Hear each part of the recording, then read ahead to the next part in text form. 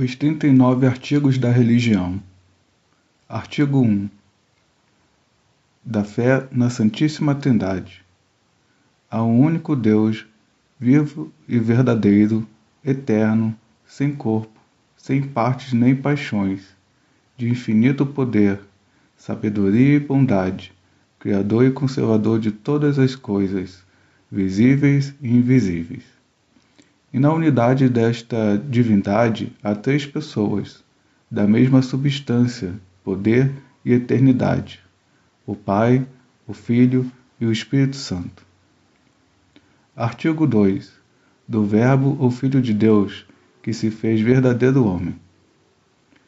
O Filho, que é o Verbo do Pai, gerado ab eterno do Pai, verdadeiro e sempre eterno Deus, e consubstancial com o Pai, tomou a natureza humana no ventre da bendita Virgem e da sua substância, de sorte que as duas inteiras e perfeitas naturezas, isto é, divina e humana, se reuniram em uma pessoa, para nunca mais se separarem, das quais resultou Cristo, verdadeiro Deus e verdadeiro homem, que verdadeiramente padeceu, foi crucificado, morto e sepultado, para reconciliar seu Pai conosco, e ser vítima não só pela culpa original, mas também pelos atuais pecados dos homens.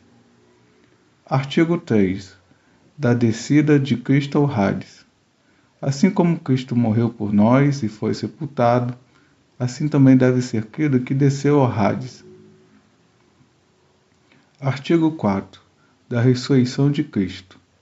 Cristo verdadeiramente ressurgiu dos mortos e tomou de novo o seu corpo, com carne, ossos e tudo mais pertencente à perfeição da natureza humana, com o que subiu ao céu e lá está assentado, até que volte a julgar todos os homens no derradeiro dia. Artigo 5. Do Espírito Santo. O Espírito Santo, procedente do Pai e do Filho, é da mesma substância, majestade e glória que o Pai e o Filho, verdadeiro e eterno Deus. Artigo 6. Da suficiência das Escrituras Sagradas para a salvação. A Escritura Sagrada contém todas as coisas necessárias para a salvação, de modo que o que nela não se lê, nem por ela se pode provar, não deve ser exigido de pessoa alguma, seja crido como artigo de fé ou julgado como requerido ou necessário para a salvação. Pelo nome da Escritura Sagrada, entendemos os livros canônicos do Velho e Novo Testamento, de cuja autoridade jamais houve qualquer dúvida na Igreja. Dos nomes e números dos livros canônicos. Seria, no caso, então, Gênesis, Êxodo, Levítico, Números, Deuteronômio, Josué, Juízes, Rute, primeiro livro de Samuel, segundo livro de Samuel, primeiro livro de Reis, segundo livro de Reis, primeiro livro de Crônicas, segundo livro de Crônicas, primeiro livro de Esdras, segundo livro de Esdras, Ester, Jó, Salmos, Provérbios, Eclesiastes, o Pregador, Cântico dos Cânticos, os 4 profetas maiores, os 12 profetas menores. Os outros livros, como diz Jerônimo, a Igreja os lê para exemplo de vida e instrução de costumes, mas não os aplica para estabelecer doutrina alguma.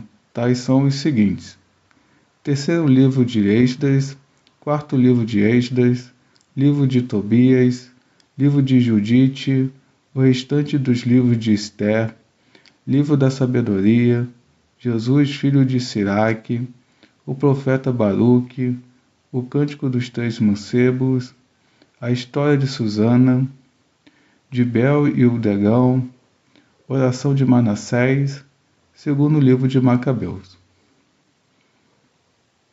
Recebemos e contamos por canônicos todos os livros do Novo Testamento, como são comumente recebidos. Artigo 7º do Velho Testamento.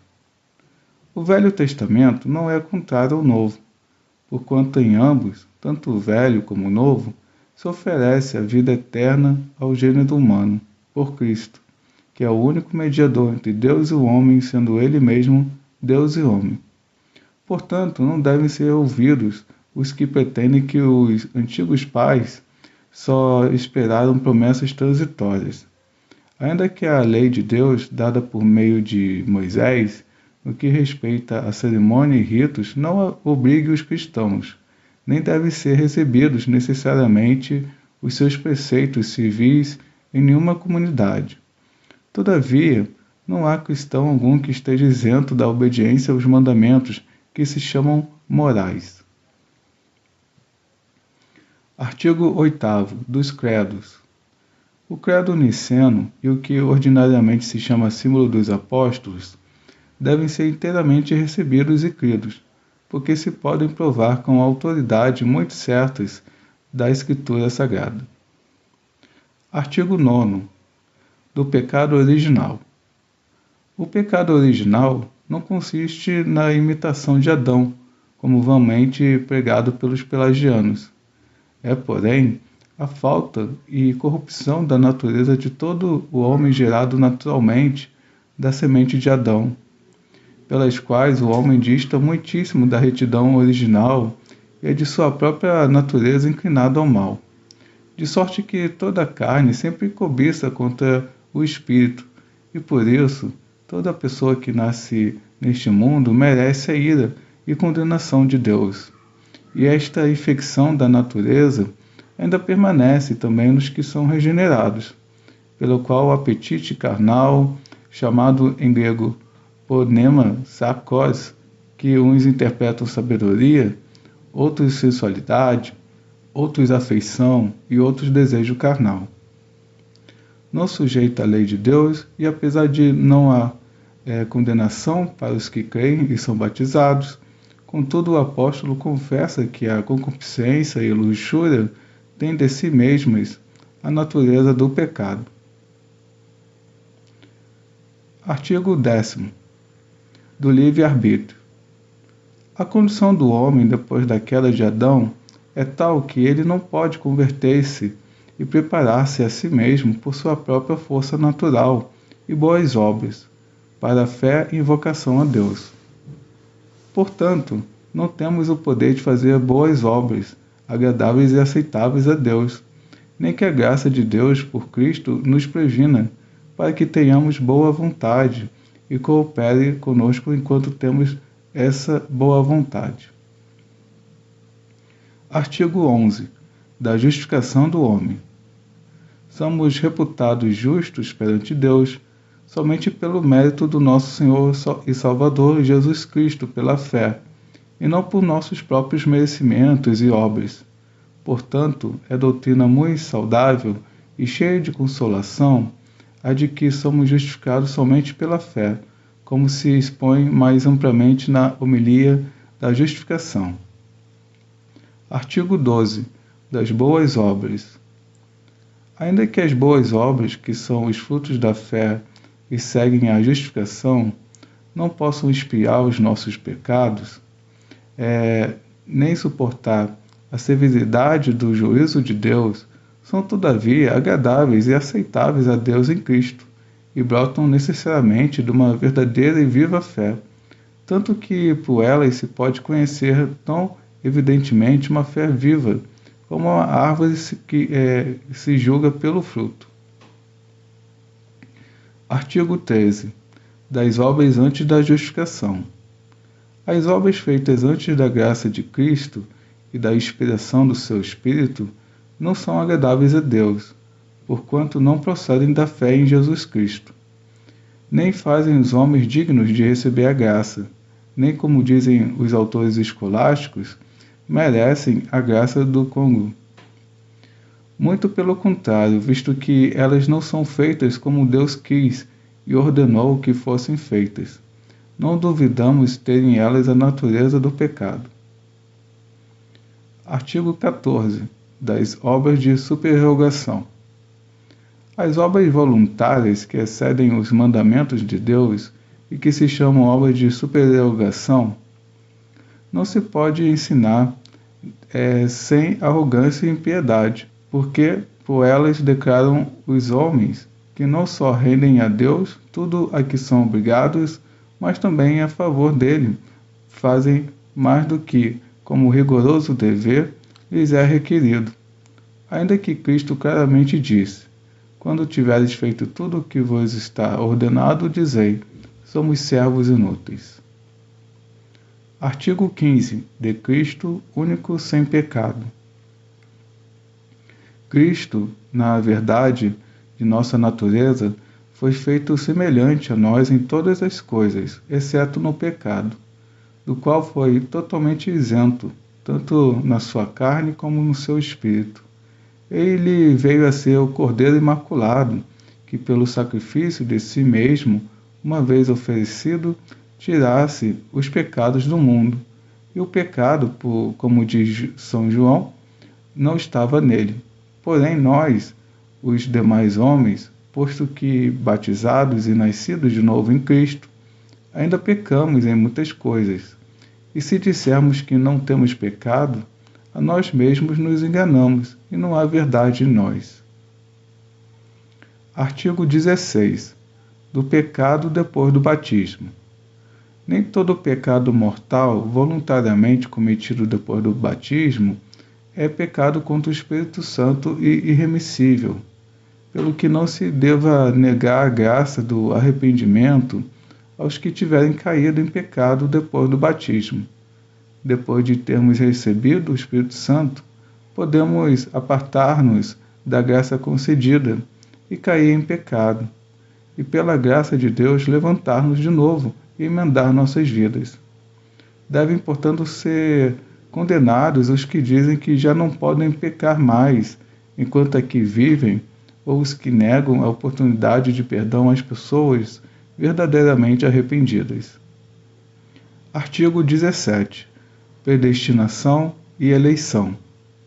A predestinação para a vida é o eterno propósito de Deus pelo qual, antes de lançados os fundamentos do mundo, tem constantemente decretado por seu conselho, a nós oculto, livrar da maldição e condenação os que elegeu em Cristo dentre o gênero humano, e conduzi-los por Cristo à salvação eterna.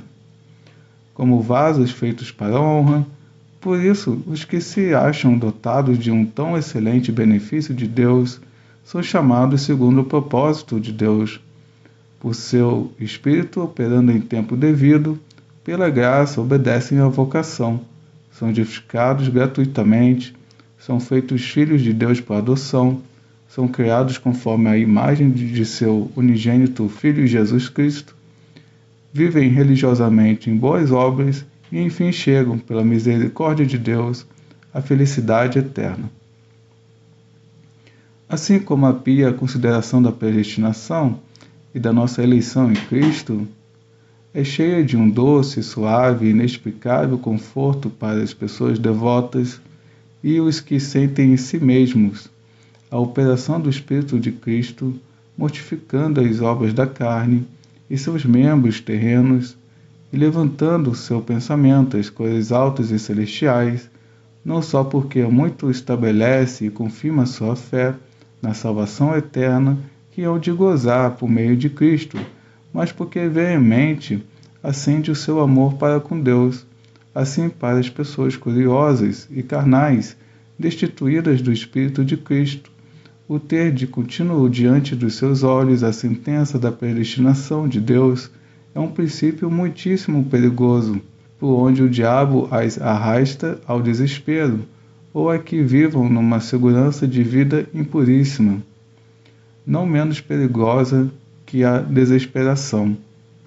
Além disso, devemos receber as promessas de Deus de modo que nos são geralmente propostas nas Escrituras Sagradas, e seguir nossas obras à vontade de Deus, que nos é especialmente declarada na sua palavra. Artigo 18. De obter a salvação eterna unicamente pelo nome de Cristo.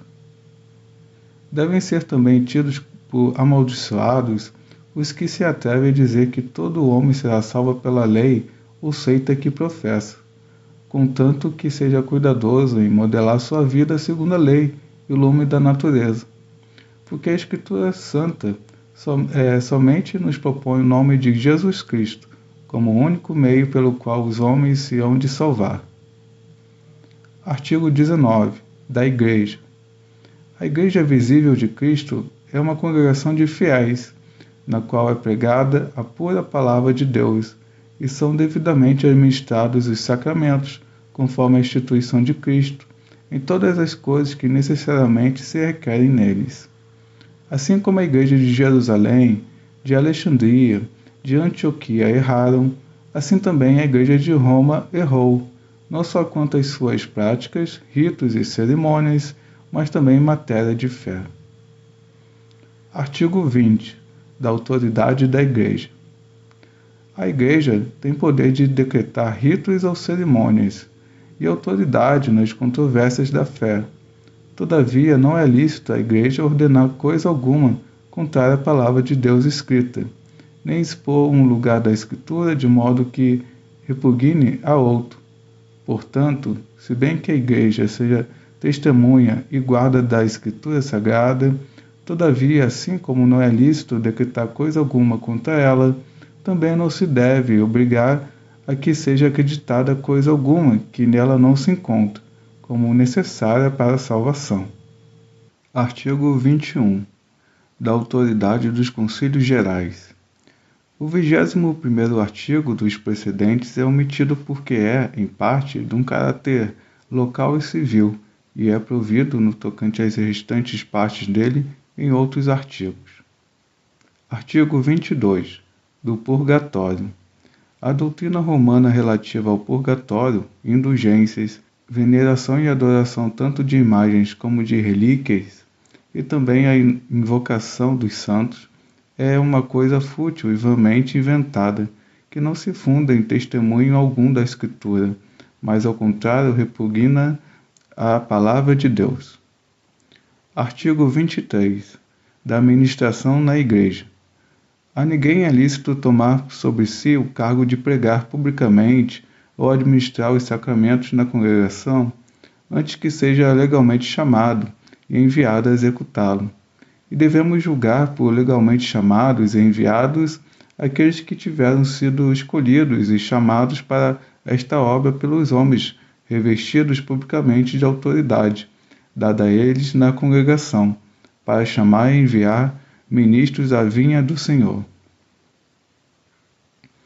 Artigo 24. Da língua vernácula do culto.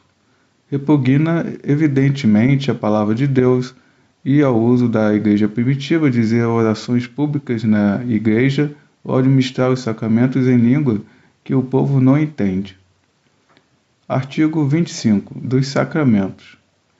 Os sacramentos instituídos por Cristo não são unicamente designações ou indícios da profissão dos cristãos, mas antes testemunhos certos e firmes, e sinais eficazes da graça e da boa vontade de Deus para conosco, pelos quais Ele opera invisivelmente em nós, e não só vivifica, mas também fortalece e confirma a nossa fé nele. São dois os sacramentos instituídos por Cristo, nosso Senhor, no Evangelho, isto é, o batismo e a ceia do Senhor. Os 5 vulgarmente chamados sacramentos, isto é, confirmação, penitência, ordens, matrimônio e extremunção, não devem ser contados como sacramento do Evangelho, tendo em parte emanado de uma viciosa imitação dos apóstolos e sendo em parte estados de vida aprovados nas Escrituras. Não tem, contudo, a mesma natureza de sacramentos peculiar ao batismo e à ceia do Senhor, porque não tem sinal algum visível ou cerimônia instituída por Deus. Os sacramentos não foram instituídos por Cristo para servirem de espetáculo ou serem levados em procissão, mas sim para devidamente os utilizarmos. E só nas pessoas que dignamente os recebem é que produzem um saudável efeito a operação, mas os que indignamente os recebem adquirem para si mesmos a condenação, como diz São Paulo. Artigo 26. Da indignidade dos ministros, a qual não impede o efeito dos sacramentos. Ainda que na igreja visível os maus sempre estejam misturados com os bons, e às vezes os maus tenham a principal autoridade na administração da palavra e dos sacramentos, todavia, como o não fazem em seu próprio nome, mas no de Cristo, e em comissão e por autoridade dele, administram, podemos usar do seu ministério, tanto em ouvir a palavra de Deus, como em receber os sacramentos. Nem o efeito da ordenança de Cristo é tirado pela sua iniquidade, nem a graça dos dons de Deus diminui para as pessoas que com fé e devidamente recebem os sacramentos que se administram, os quais são eficazes por causa da instituição e promessa de Cristo, apesar de serem administrados por homens maus. Não obstante, a disciplina da Igreja pertence que se inquira acerca dos ministros maus, e que sejam estes acusados por quem tenha conhecimento de seus crimes, e sendo enfim reconhecidos culpados, sejam depostos mediante justa sentença. Artigo 27. Do batismo. O batismo não só é um sinal de profissão e marca de diferença com que se distinguem os cristãos dos que o não são, mas também um sinal de regeneração ao nascimento novo, pelo qual, como por instrumento, os que recebem o batismo devidamente são enxertados na Igreja. As promessas da remissão dos pecados e da nossa adoção como filhos de Deus pelo Espírito Santo são visivelmente marcadas e seladas. A fé é confirmada e a graça aumentada por virtude da oração de Deus. O batismo das crianças deve conservar-se, de qualquer modo, na Igreja, como sumamente conforme a instituição de Cristo. Artigo 28. Da Ceia do Senhor. A Ceia do Senhor não só é um sinal de mútuo amor que os cristãos devem ter uns para com os outros, mas antes é um sacramento da nossa redenção pela morte de Cristo, de sorte que para os que devida e dignamente e com fé o recebem, o pão que partimos é uma participação do corpo de Cristo, e de igual modo o cálice de bênção é uma participação do sangue de Cristo. A transubstanciação, ou mudança da substância do pão e vinho, na ceia do Senhor, não se pode provar pela Escritura Sagrada, mas antes repugna as palavras terminantes da Escritura, subverte a natureza do sacramento e tem dado ocasião a muitas superstições. O corpo de Cristo é dado, tomado e comido na ceia somente do modo celeste e espiritual, e o meio pelo qual o corpo de Cristo é recebido e comido na ceia é a fé. O sacramento da ceia do Senhor não foi pela ordenança de Cristo reservado, nem levado em procissão, nem elevado, nem adorado. Artigo 29. Dos ímpios, que não comem o corpo de Cristo na ceia do Senhor. Os ímpios e os destituídos da fé viva, ainda que carnal e visivelmente comprimam com os dentes, como diz Santo Agostinho, o sacramento do corpo e sangue de Cristo, nem por isso são de maneira alguma participantes de Cristo, mas antes, para sua condenação, comem e bebem o sinal ou sacramento de uma coisa tão importante. Artigo 30. De ambas as espécies.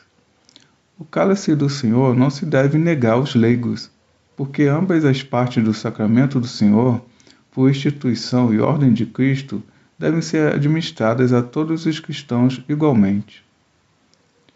Artigo 31.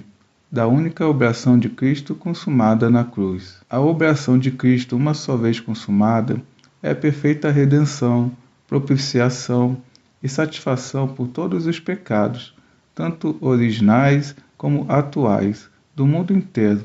Não há nenhuma outra satisfação pelos pecados, senão esta unicamente.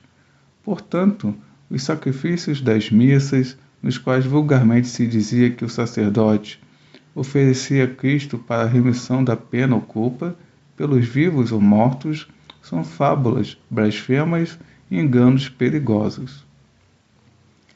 Artigo 32. Do casamento de sacerdotes. Os bispos, presbíteros e diáconos não são obrigados, por preceito algum da lei de Deus, a votar seu estado de celibatário ou abster-se do matrimônio. Portanto, é-lhes lícito, como aos demais cristãos, casar como entenderem, se julgarem que isso lhes é mais útil à piedade. Artigo 33. Como devemos evitar as pessoas excomungadas? Aquele que por denúncia pública da Igreja for justamente separado da unidade da Igreja e suspenso da comunhão, deve ser tido por pagão e publicano por todos os fiéis, até que seja mediante penitência recebido na Igreja por um juiz que tenha autoridade para isso. Artigo 34. Das tradições da Igreja. Não é necessário que as tradições e cerimônias sejam em toda parte as mesmas, ou totalmente semelhantes, porque em todos os tempos têm sido diversas, e podem ser alteradas segundo as diversidades dos países, tempo e costumes dos homens, contanto que nada se estabeleça contrário à palavra de Deus. Todo aquele que por seu particular juízo, com ânimo voluntário e deliberado, quebrar manifestamente as tradições e cerimônias da Igreja, que não são contrárias à palavra de Deus e se acham estabelecidas e aprovadas pela autoridade comum, para que outros temam fazer o mesmo, devem ser publicamente repreendidos, como quem ofende a ordem comum da Igreja, fere a autoridade do magistrado e vulnera as consciências dos irmãos débeis. Toda a igreja particular ou nacional tem autoridade para ordenar, mudar e abolir as cerimônias ou os ritos da igreja, instituídos unicamente pela autoridade humana, contanto que tudo se faça para edificação. Artigo 35. Das homilias. O segundo livro das homilias, cujos títulos reunimos abaixo deste artigo, contém doutrina pia, saudável e necessária para estes tempos, como também o primeiro livro das homilias, publicado ao tempo de Eduardo VI, e, portanto, julgamos que devem ser lidas pelos ministros, diligente e distintamente nas igrejas, para que sejam entendidas pelo povo. Dos nomes das homilias. 1. Do uso correto da igreja. 2. Contra o perigo da idolatria. 3. Do reparo e asseio das igrejas. 4. Das boas obras, principalmente jejum. 5. Contra a glutonaria e embriaguez. 6. Contra o luxo do vestuário. 7. Da oração. 8. Do lugar e templo da oração. 9. De como orações e sacramentos se devem ministrar em língua conhecida. 10. Da reverência e estima à palavra de Deus. 11. Das esmolas. 12. Da natividade de Cristo. 13. Da paixão de Cristo.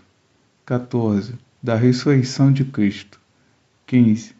Da digna recepção do sacramento do corpo de Cristo. 16. Dos dons do Espírito Santo. 17.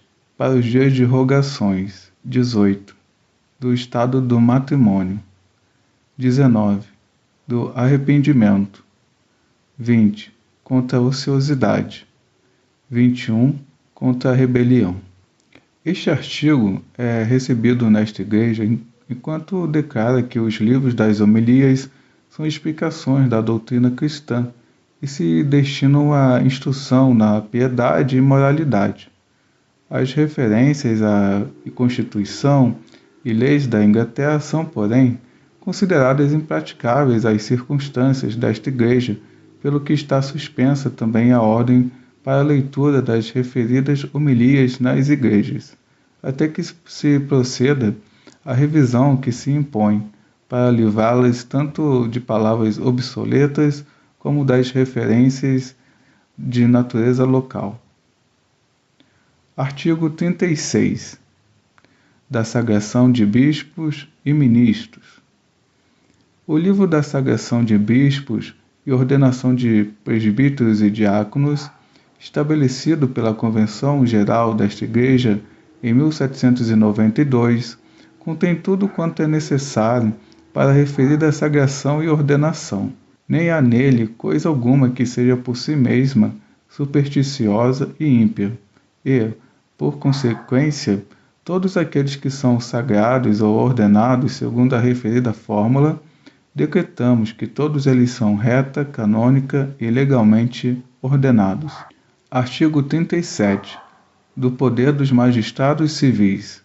O poder do magistrado civil estende-se a todos os homens, tanto clérigo como leigos, em todas as coisas temporais, porém não tem autoridade alguma em coisas puramente espirituais.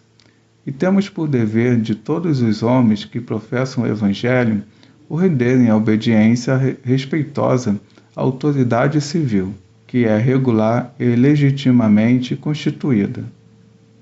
Artigo 38. De que não são comuns os bens entre cristãos. As riquezas e bens dos cristãos não são comuns quanto ao direito, título e posse, como falsamente apregou certos anabatistas. Todos, no entanto, das coisas que possuem, devem dar liberalmente esmola aos pobres, segundo o seu poder. Artigo 39.